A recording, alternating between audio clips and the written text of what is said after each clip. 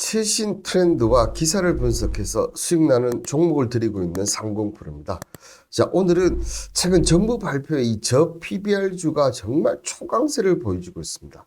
그런데 저PBR주 무조건 덮어놓고 투자하면 낭패를 보실 건데요. 자, 그 부분 바로 시작하도록 하겠습니다.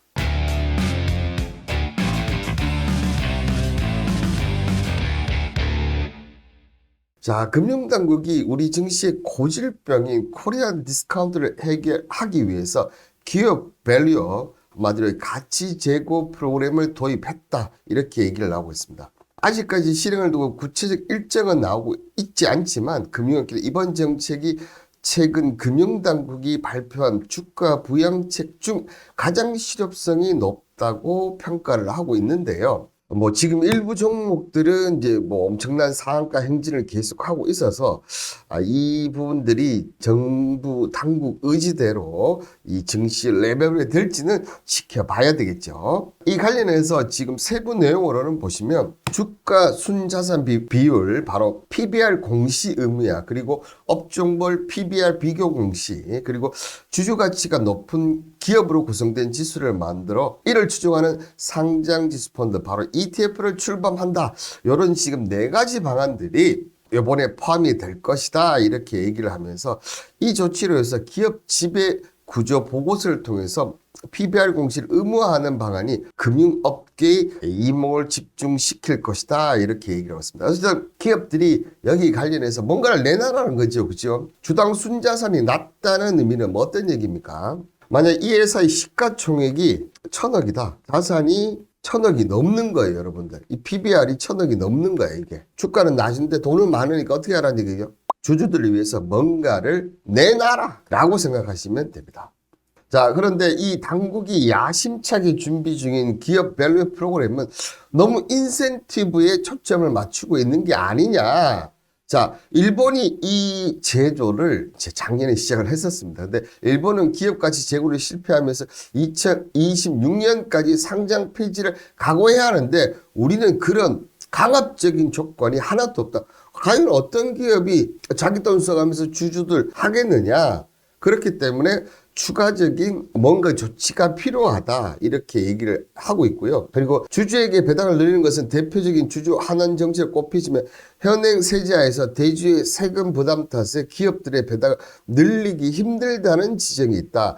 자, 이 얘기는 또 뭐냐면 지금 대주 입장에서는 이 배당을 하면 가장 높은 세율 40%가 넘는 높은 세율을 내야 됩니다. 그렇다면 내가 배당을 해서 받는 거죠. 근데 절반 가까이 세금을 낸다는, 그럴 바에는 차라리 회사에 놔두고 이거 계속 쓰는 게 낫지 않나, 이렇게 생각할 수가 있다는 겁니다. 또 여기서 또 부자 감소로 이어지는 게 아닌지 잡심이 걱정은 됩니다. 이 김주현 금융위원장이 기업 밸류 프로그램을 처음 언급한 것이 17일, 그리고 윤석열 대통령이 주재 민생 토론회 이후 2주 사이에 주가가 두 자릿수 이상 급등한 종목이 흥국화재를 비롯해서 최근까지 보면 엄청난 속도로 올라가고 있습니다. 그죠? 여기에 오늘 같은 경우는 보니까 지금 푸른저축은행이 지금 한 20% 가까운 상승세를 보이면서 이 저PBR의 초강세는 지금 계속 이어지고 있다는 거죠.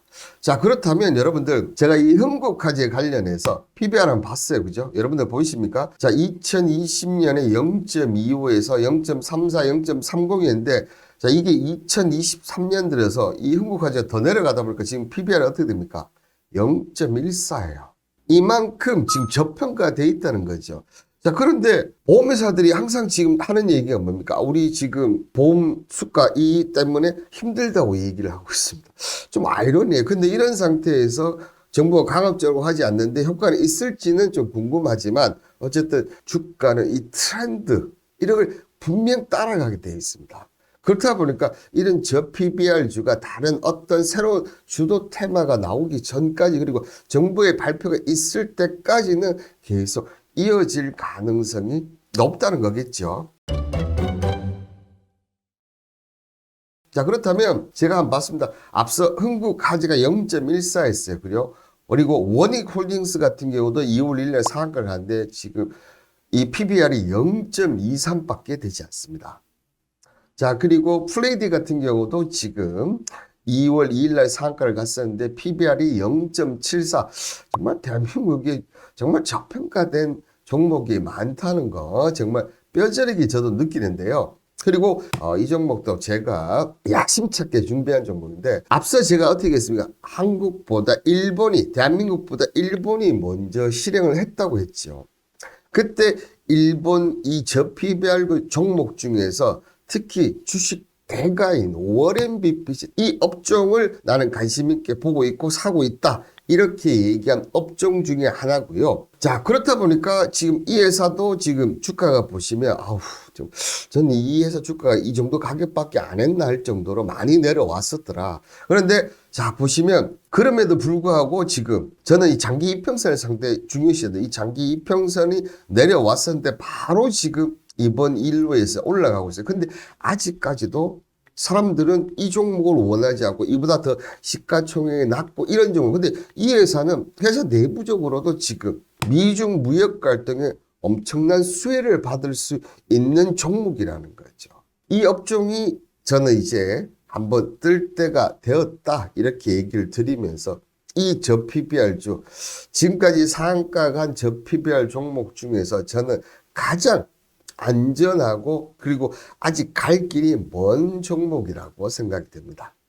이 종목 원하시는 분들은 아래에 문자 1번 휴대폰 1번호에서 1번만 보내주시면 되고요. 여기서 마지막으로 제가 한 가지 당부드리고 싶은 얘기는 자, 정부의 정책상 이 저PBR주가 지금 엄청난 상승세를 가고 있습니다. 그런데 지금까지 제가 20년 넘게 주식 과정을 보면 항상 마지막에 이 저PBR주 아니면 저포주들이 움직일 때 그 시장이 끝맺음을 하고 하락이 크게 갈 수도 있다는 점에서 이 저PBR주 초강세 매수하신 거 좋습니다. 워낙 저평가되기 때문에 내가 이 매수했을 때 이 종목을 언제 어떤 가격에 손절하겠다 이 부분만큼은 확실하게 잡고 넘어가셔야 되는데 이제 그 부분이 안 되시죠, 그죠? 그 부분 참 어렵습니다. 그런 부분들을 저희 30 프로와 함께 하신다면 큰 도움이 되지 않을까 생각이 듭니다. 자, 오늘 이 저PBR 관련해서 방송은 여기서 마치도록 하겠습니다. 끝까지 시청해 주셔서 감사드리고요. 자, 오늘 방송 내용 마음에 드셨다면 구독 한번 눌러 주시길 바라겠습니다. 감사합니다.